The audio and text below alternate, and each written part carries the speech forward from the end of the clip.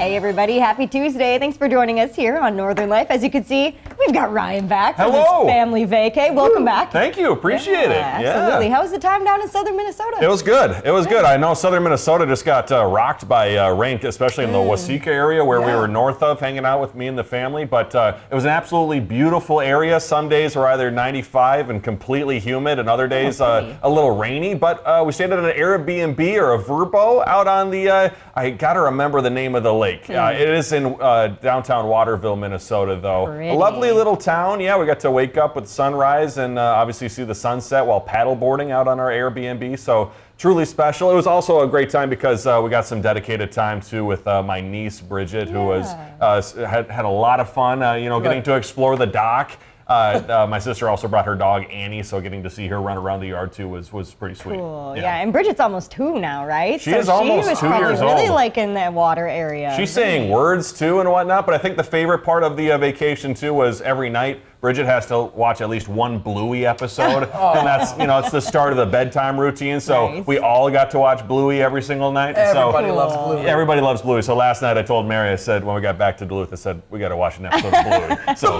new bedtime routine. Yeah, it's made for everybody. You'll laugh, you'll cry, everything in Bluey. Yeah, I love Bluey. Good. Well, we're glad to have you back here, Ryan. Happy to be back. Let's party here on this Tuesday. Here's what's coming up on today's show. The Cambridge Dictionary adds new words. Americans are deciding to drink less, and we're over at Denfeld High School playing soccer for this week's Black Bear Blindfold. Absolute blast, of course, still recovering from that fun day. I was going to say that was the conversation before the show started, talking about recovering from potential injuries almost. Yeah, these girls knew what was up, especially when they were kicking when Hunter was in the goal. I'm pretty sure Hunter's My hand, it was all red afterwards trying to save. Oh, it was rough. They were really good. It was fun. Get this guy some ice. Well, I was incredibly upset because, a lot of the times when I'm putting these shows together, I find things that I want to put in the show. And so I found this amazing video, sadly, my first day of vacation, but happy to share it now. A Minnesota skater who went viral online for this performance at Nationals, I believe in Michigan. The account on Instagram called Katerina and Miss Congeniality shared that video of their event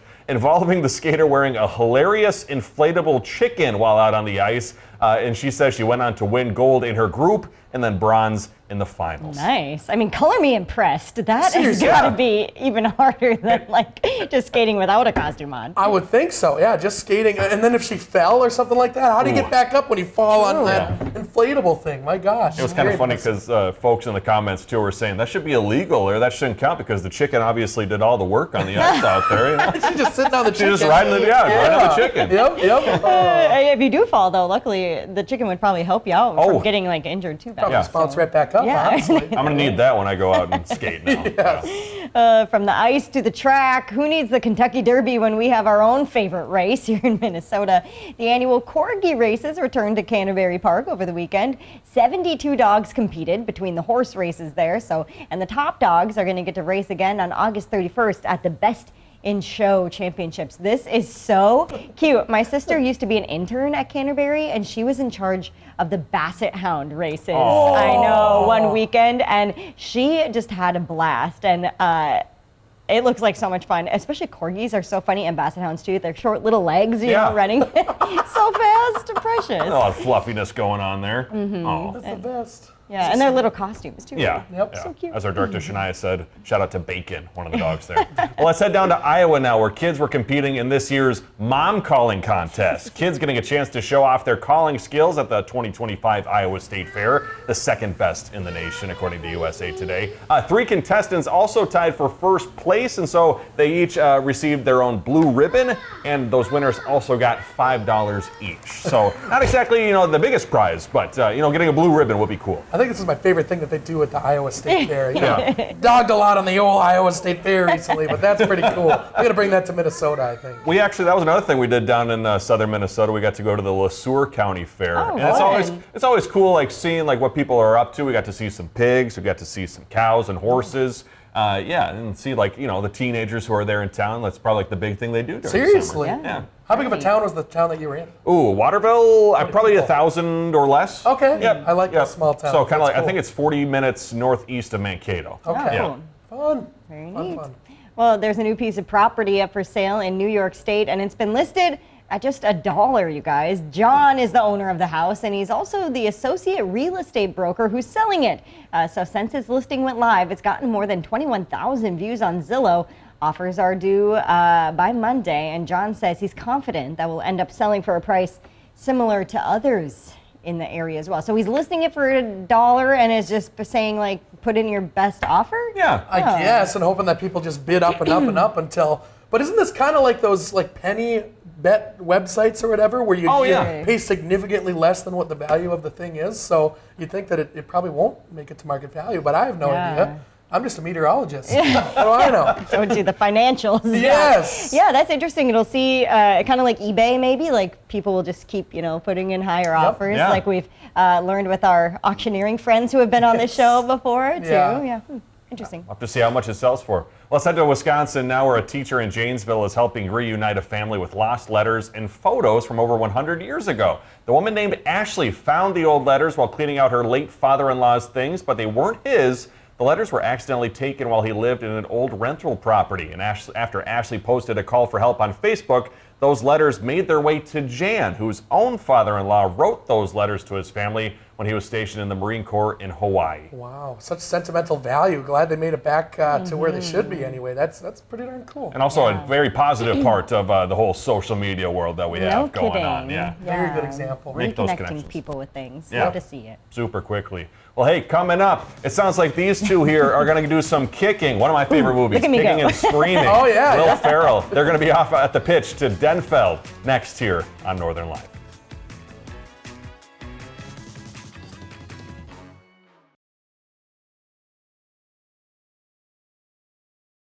The Blindfold on Northern Life is brought to you by Black Bear Casino Resort. Welcome back, folks. For this week's Blindfold, I took Briggs over to Denfeld High School, seeing if we can score a few goals thanks to the help of their girls' soccer team. Are you ready? I think so. I don't know. I think you can take off your blindfold. Oh, hi. Denfeld girls team. We're so gonna great. learn how to kick some goals and goal keep here for a little bit. Yeah.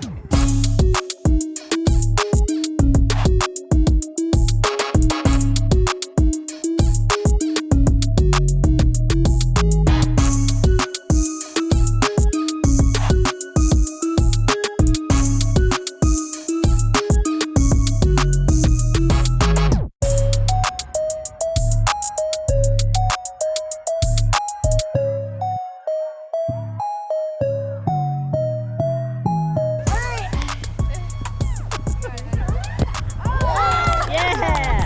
There you go. Thank you. Thank That you. was great.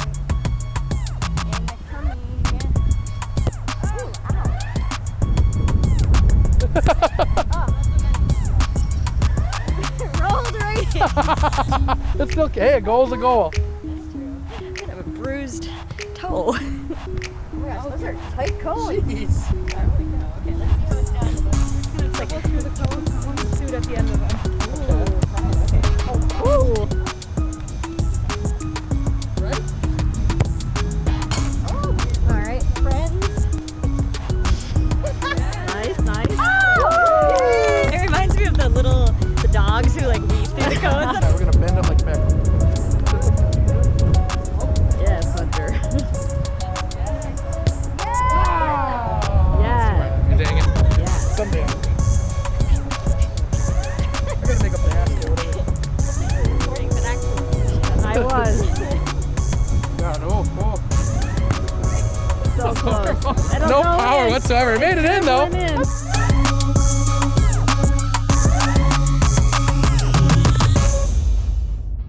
Does anybody have any experience? Like, could anybody show Briggs how to goal keep at all?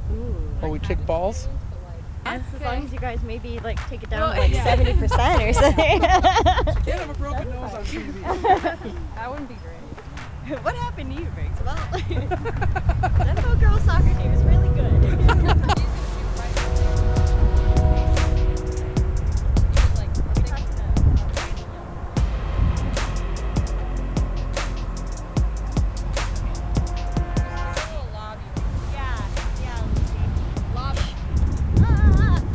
Yeah. Okay, fine. Here you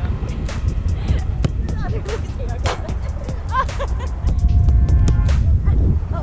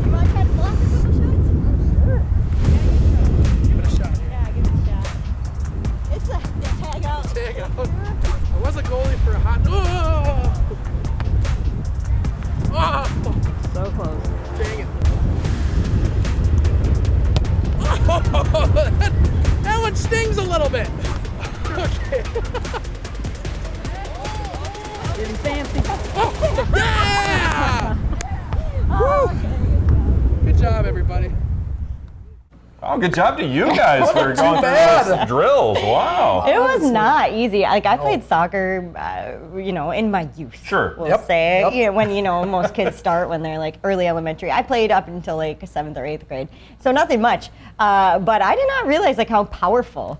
Yeah. Some of those high school soccer players are. All of them who we were playing with were just kicking it so hard. And the lovely lady in the gray t-shirt is the kicker for the football Yes. team at Oh, Denfeld that's too, cool. which is just so cool. They recruited her after seeing what a leg she had. So just really, really talented athletes over there at Yeah. Denfeld. And they were super excited for the season. They had just completed like their first day of practice, wasn't Yep, I it? believe so. I believe so. Yeah. Yeah, they're just getting it kicking off here, and when you're goalkeeping and you're standing there and you see that ball coming towards you, first off, like you said, just how fast it comes at you. How do you not just want to step out of the way and run out of the way of the ball? You know, Oh. I would let everything in. I was a goalie back in the day, but I was like in 3rd grade or something, so Right. the kicks Yeah. weren't that extreme. Right. That was pretty extreme. And I feel like when you're in 3rd grade, you just have no, like, you're not nervous about it. No. Right? You're not worried about hurting yourself, like diving or Yeah. anything as Yes. the goalie. But no, I was worried. I was like, oh. You're saying you're worried about your toe too? You hurt your toe potentially? Yeah, my toe. And kicking this ball, I had like my regular running shoes on, and Sure. so cleats.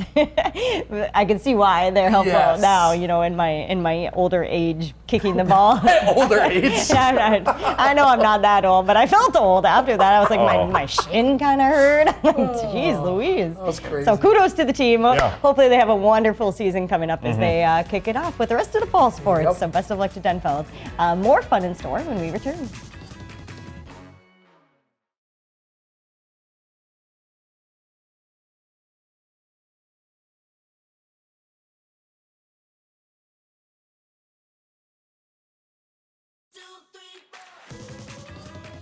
Welcome back, everybody. So Hunter and Briggs here got to hang out with maybe some younger folks Sure. over at Denfeld playing some soccer. Well, let's talk about what maybe some words that the young folks are using out there that have actually now made it to the dictionary. What the skibbity is happening to the English language out there. Skibbity, one of the slang terms popularized by social media that are among more than 6,000 additions to this year's Cambridge Dictionary. Skibbity, if you don't know, it is a gibberish term coined by the creator of an animated YouTube series. It can mean either cool or bad, so not much help there. Other planned, Yeah, right. Means literally everything. you can just throw it wherever you want. Skibbity. One of those fun buzzwords. Other planned additions include tradwife. It's a contraction of traditional wife, usually referred to a married mother who cooks, cleans, and then posts it all on social media. This one I have heard a number of times. Delulu, it's short for delusional, meaning believing things that are not real or true, usually because you choose to do that.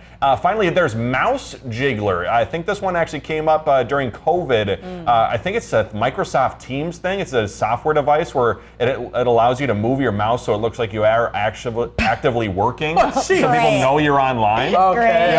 Okay. And then the other one on there too, forever chemical, a harmful chemical that remains in the environment for a very long Okay, time. well that one makes sense. That one does. That one actually like Skibbity. Only one that Yeah. makes sense. Yeah, I still skibbity. don't get when to use skibbity, so it's like a swear Whatever word you almost. want. Like what the Is it? skibbity? Yeah, Or people, like, I've usually heard it as what the skibbity, but I think that's probably just kids being kids. but that's pretty Yeah. skibbity. Is that something? That's people- skibbity. You can also, your inflection Okay, changes. okay. The what, You don't even know what you're saying. yeah. You get to a certain age, I don't know, 23, 24, and you just stop paying attention to what the kids are doing. Yeah, I've right. got no desire to know what's going on with the kids. I don't didn't know. hear skibbity at all when we were at the Denfeld girls No. soccer practice. No, That's I don't soccer know. playing with skibbity. Yeah. No one ever said that. Probably bad on our part. Right, That's what that exactly. means in You're, that case. you're Delulu for not saying skibbity more. Yeah. We're not going to make it as a species. Oh, man. Meanwhile, a record low number of Americans are drinking alcohol these days. A new poll from Gallup found that just 54% of Americans said they consume alcohol at all.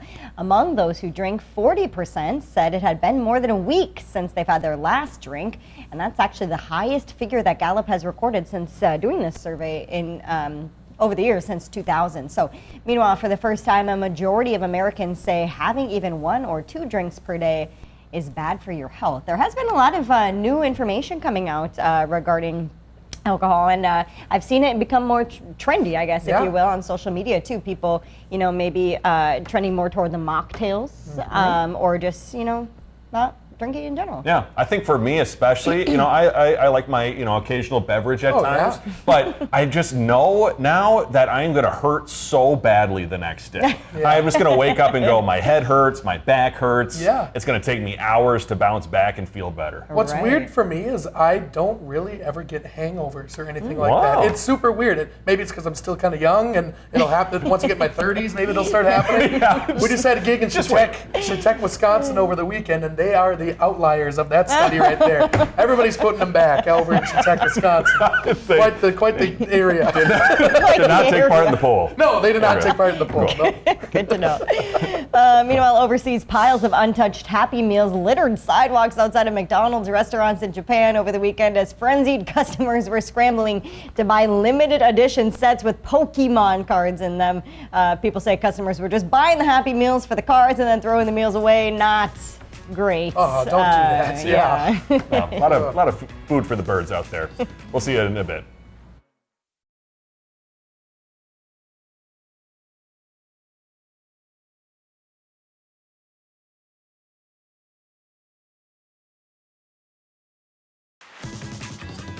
Before we go today, you know who's been skibbity for a quarter century now? What does that even She's mean? been cool. She's been cool. Bad? Cool. She's been awesome. Dora the Explorer, celebrating 25 years of shows this Aw, month. good for you, Yeah, Dora. it's Dora the Explorer. Yeah. Since the launch on Nickelodeon in August of 2000, Dora here, quickly emerging as a global pop culture phenomenon, and now 25 years later remains one of the most watched preschool shows of all time. The beloved franchise has also expanded to include 3 spin-offs, 2 live-action movies, multiple touring shows, podcasts, music albums, seen in 150 countries and territories, and 32 languages. So Very big shout out cool. to you, Dora. Yeah, Swiper the Fox scaring my sister then since Really? the year Whoa. 2000. She was terrified of Swiper. Swipe and Swiper. Yeah. Yeah. She got very nervous. She would not like me to say this, but she would cry when Whoa. So he's a scary individual, that Wow. Swiper. I mean, I can relate. He was scary, yeah. Yeah, Yep. Swiper, no swiping. Nope. Yikes.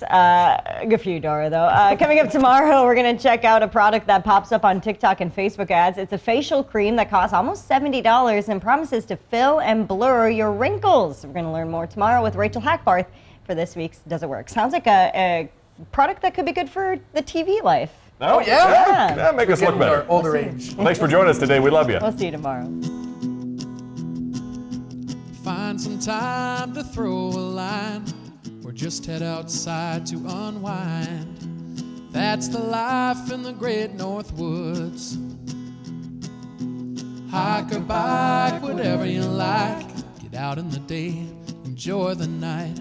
Yeah, we got the life in the great North Woods. Yeah, we got the life in the great North Woods. Yeah, this is Northern Life.